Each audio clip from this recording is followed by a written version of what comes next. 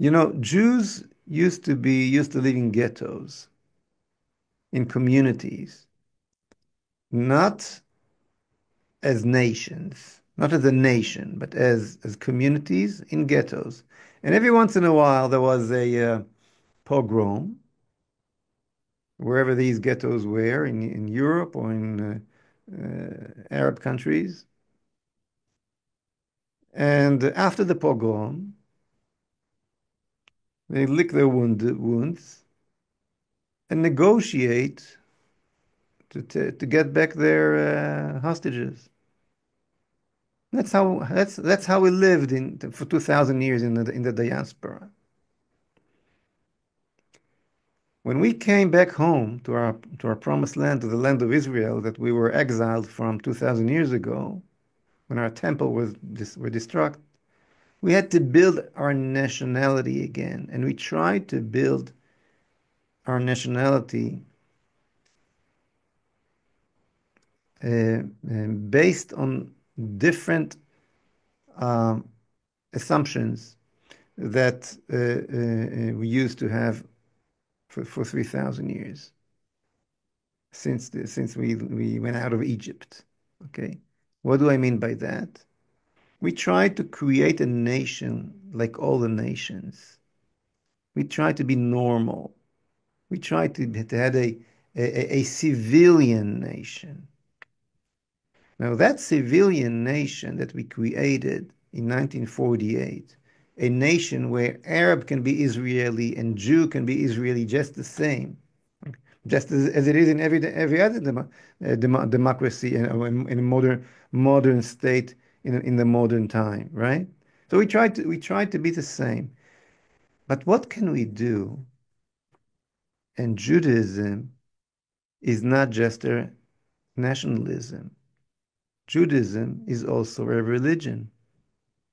Judaism combined nationality and religion, a physics and metaphysics at the same time. And because of that, when we tried to create a nationalism that is only based on on physics, not metaphysics, okay, if I may say that, nationalism like any other nation, it could work only when there was a threat to our life. Our Zionism was a Zionism of survival. I'm always saying that our temple was Yad Vashem. Every VIP that comes to Israel, first thing we taking him to Yad Vashem. Look what happened when the Jews don't have a state of their own. Now come the biggest victory in 1967, and we are not the weak side anymore. We won the war against all the nations around us. Now we are the strong guy. Now we need to have meaning. Now we need to have a positive reason to our existence, not just the new colonialists of the Middle East or the last colonialists in the world. What is the positive reason we came back to our land?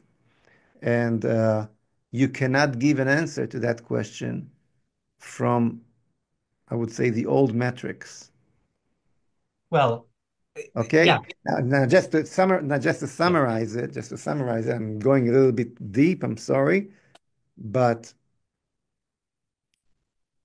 we be, what happened after the Six-Day War during the 70s is that because we did not connect as a nation to our old concept of nationalism, the classic concept of nationalism that we had before, nationalism that combined a spiritual part and not just physical connection to your land, spiritual connection. Um, we lost our nationality in our mindset. We had leaders today that are leaders of a community, leaders of a ghetto, very technological ghetto, a ghetto with a big army, but still a ghetto. And when you're a leader of a ghetto, you don't think in terms of winning a war. Just somehow go back to the position you were before, just like we did in the diaspora. And in that mentality is the mentality of our chief of staff today, the commanders of the army. That mentality is the mentality of our prime minister. We have to build ourselves as a nation again from the beginning on the on through the right concept. Okay, so here's the thing. I mean, first of all, for me, both aspects of what you say, the nationalism and the religion are wrong. And I'll go back to your party's name is Zehut, which is Hebrew for identity. And that's where I already get iffy about it. Irritated. The way the word identity is used in politics, people talk about identity politics. They talk about the aspects of a person's identity that are um, that somebody is born with the immutable characteristics rather than the aspects that are actually important, certainly the only ones that are important in moral judgment, which is the choices you make in life. And in that sense, I mean, why should I care if somebody is a Jew or an Arab or whatever in ethnicity, to whatever extent that means something, and I don't know that it does, rather than who this person chose to be. And one of the things, when you were talking about the history of Jews, you use the word we a lot.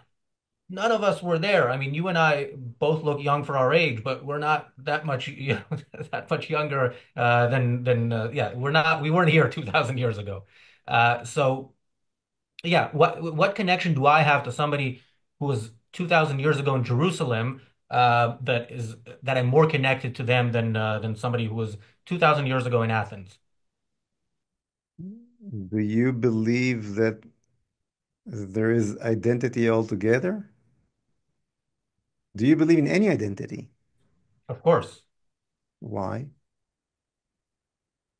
Why? I mean, Do, an do, do, individual. do do you believe there's uh, uh, uh, there's a difference between people and animals? Yes.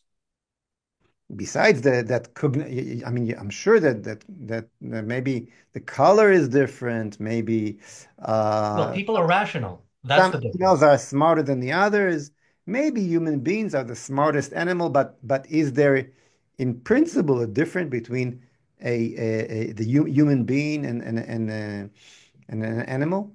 Yes, reason is the means of survival of humans, and instinct is the means of survival of animals, which is why we can judge individuals, and decide to engage or interact, and in what way, based on how rational they are. And again, for me, ethnicity has nothing to do with that. Yeah, if a society like the Do so-called you do you Palestinians do you does what they do do, you eat meat? I do eat meat. Yeah. So why does it make you a murderer? No, because animals are in a different category. They're not rational animals. They're means of Why survival. what put them in I didn't understand. What put them in a different category? Just the fact that that they're not smart as you? Or they Well, cannot do, or I'll put it different. A disabled man.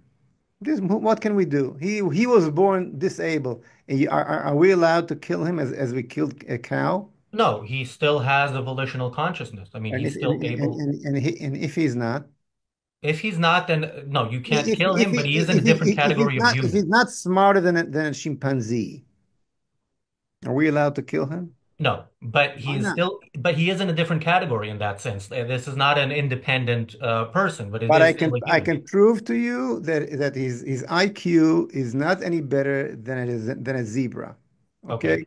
Are you allowed to kill him? No, it's still a human being. If it is a human being, then it is in a Why? separate category. Because but why? Because his color is different. Because he walked on 2 feet instead of four. What's the difference? No, because he is a rational animal in the sense that he is in the He's not. I'm category telling you, of. he's not rational. He's a meshugane. Come on, you're Jewish. You know what the word meshugane means, right? He's a meshugane. He's in a hospital for mental reasons. He will never be normal. Okay, you just have to feed him for 400 years from now. Why not to kill him? And by the way, it was done in many Western countries, not only in Germany. In America, it was done. In Sweden, it was done. I don't know about England, but many other countries as well. Makes sense, no? Okay, but I want to because Once you decide what the category is, and not God decide what the category is, that's where you end up, Razi, my dear. I mean I don't decide. You assume, I assume that you assume, okay, that there is no God, okay? Well, I know there's no God. Yeah. You know that there's no God. Yeah. You don't know that there's no God because you cannot know that there is or isn't God, okay? Well, no, There but is, I know how knowledge of anything is achieved, and knowledge of God, the way it is Razi, supposedly achieved, is by faith, I'm not gonna right? get into philosophy. I do agree. We can get I into that. think some people think, and some philosophers, famous in philosophers, think that you can prove that God exists. I don't think that's true. Okay, so here I'm with you, but definitely the other assumption cannot be proved as well. And when you say that you know that he does not exist, you excuse me for say so, you're not rational at all because you don't know that he does not exist. Not even that. It makes much more sense that he exists than not exist. And to believe that that the universe created itself, you need to be a huge believer, bigger than me. So your religion already is atheism. And it's a crazy religion that makes no sense. But forget about that question. Let's continue with the fact that you don't believe in God. So I was right. You don't believe in God. And you believe that you know that you don't, that does not exist. Fine, which is also a religion. You believe that you know. You don't know that you know. You believe that you know. However, however, I don't care if you believe or not. But the fact that you don't believe in, you can do whatever you want with your life, of course, and believe whatever you want. It makes our argument much more interesting, which is fun and nice, and I like it. Okay, I have no problem with you. The point is that when there's no God, there's no morality. You don't have a morality. You don't have in out of reality a point where you can lean on to say what's right and wrong. You're only leaning on your own assumptions. And I can show you that the most liberal democratic world did kill those people. Yeah, I mean, Came so to the this issue. conclusion. Nazism, okay, was based on these assumptions. Nazism was based on I mean, the whole race ideas. If you can develop better horses and better dogs, why can't you develop better human beings? I mean, Nazism was based on collectivism, the idea that individuals are not volitional, they're a part of the group, and that is very much the idea, That is that true. any group needs a state. Now, That is I true. Nazism yeah. was socialism. I agree, and their red flag was the color red was not there was there for a reason. You're right, but Nazism was based on science of their time. Yes. Why can you destroy races of dogs that you don't want to develop in order to those good dogs, German shepherds or good horses or whatever? And why can you do it with animals and you cannot do it with human beings? And that's exactly what they did.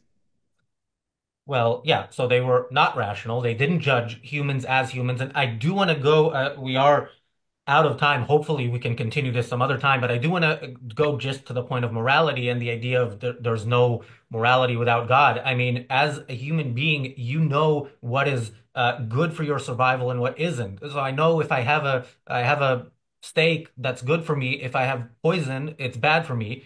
Uh, Objective morality is actually possible to arrive at, as Ayn Rand has proven. Whereas the idea of God rests on faith. You rest on believing in that which you can never prove, as you've said.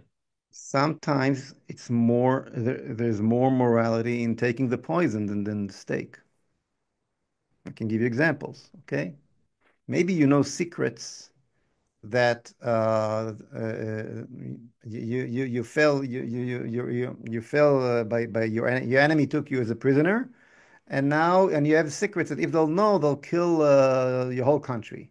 So you think you should take the stake that the enemy serves you, or use the cyanide that you hidden to kill yourself and to save your whole country. What will be the moral act to do? Oh, I think there are absolutely lifeboat situations where A, death might be preferable to life, or B, like the situation in Israel now, where I would ally with very religious people because I think a dangerous enemy is out there, but I think that's long term not something I would want to do. So yeah, you find yourself in different situations, but then you judge them based on what is best for your life. And there are again situations where what is uh best for your life is to end it because living would be worse because you're, in a concentration camp, you're in Hamas tunnels, whatever. But yeah. But you're not answering my question. In your world, there is no identity. You decide what the identity is. Therefore, No, reality decides there is objective reality, and every entity has identity. I think those are Rand's so exact words. is there a national identity? No. I mean, there's national identity is not something that exists out there in reality. It's an idea. Nations are formed by people, and then you have a nation, and you can say there's some sort of national identity, but it's not something that's metaphysically given. It's not something that's out there in the world, regardless of any human action. And just like I can be born in Israel and move to a different country and become hopefully a national of Is, that is, country. is there a sexual identity? Yeah, I mean, you're born male or female, and that's it. So you were born into your identity. You were born into human identity. You were born into your sexual identity. You were born into it. You did not invent it. Okay? Right, but religion was invented. It's a human invention. Wait. So who invented this human identity, this sexual identity? This is a And fact of reality. I believe that that there's another two layers of identities that we were born into, and we're waiting there objectively, as you say, for us to be born into it, created by God, okay? Which is the human identity, the sexual identity, the family identity. Not everything is a family, okay? There is a layer of family that was created by God, and also nations. The basic 70 nations that described in the Bible were created by God, definitely the Jewish nation. You're right that we can imagine ourselves, okay? Create, I can decide that I'm a woman. I can decide that I'm a fox. I can decide that I'm creating another nation. It may even work a little bit for a while, or maybe even for a few hundred years. But these four basic layers, the construction of identities that man is born into, were created by God, and that's what giving us our freedom. That we are not just individuals flying in the air connected to nothing. We coming with a backbone of a structure of identity, and with that structure, we can face all the forces that is trying to take away our liberty from us, our freedom from us. You cannot fight for your freedom if you don't belong to a nation, for example. You cannot vote for the parliament and decide for your future because when you're losing your national identity, somebody in the UN decides for you, right? You don't like that. You want to be free. In order to be free, you have to be part of your national identity. All right, we are 12 minutes late for our panel show, the reality show. So, but this was Okay, so fascinating. We should have started with the things we disagree with. we Hopefully, you'll can come we back can and we we can can we continue can this. we can do it again. No problem. I appreciate that. For our viewers, the reality show starts a couple of minutes after we end this show. We will be going through an article by Jonathan Cook. Even as pro-Hamas propaganda goes, this one is special. I recommend watching it. Moshe, where can people find more about you and your work? People should get into my website, Israel Tomorrow. That's my personal website, or into my political party website. The name is Zehut. Identity is Zehut, Zehut, Zehut Party in Israel, and there's a lot to yet to learn. Before we sign off, I want to thank our super chatters, Bonnie, Gail, and Jeff. Thank you very much for your super chats. Moshe Feiglin, fascinating discussion. Thank you again. Hope we'll do this again soon. Thank you very much. And viewers, stay tuned. The reality show starts in a couple of minutes. Bye.